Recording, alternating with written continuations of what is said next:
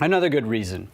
Latin was the foundation of all the modern Romance languages. Half of the languages in Europe came directly out of the Roman language, the Latin language.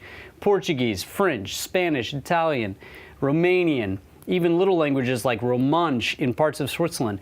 All of these languages came out of the Roman language. The Romans conquered a good chunk of 3 continents. They conquered part of Asia, they conquered part of Africa, and they conquered almost all of Europe.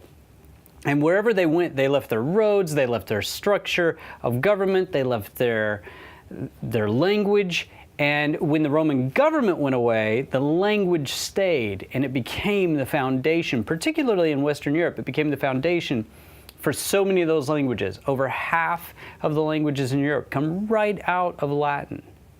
So if you know Latin, you have a door into those languages. Now, a lot of my students say to me, wait, Mr. Thomas, shouldn't I just learn French if I want to learn French? And my answer to that is yes.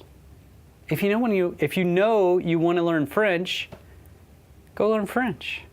In fact, turn this video off. But if you're still here, maybe you don't know which language you want to learn. Maybe you're interested in French and Spanish and Portuguese or Italian, and you can't make up your mind. Well, if you've got the time and you're young, study Latin, because then jumping from Latin to any of those languages is an easy feat. You know what? I shouldn't say it's easy. It is easier. Learning a foreign language is never easy, but it can be easier. And if you've already learned Latin, you've cleared the path.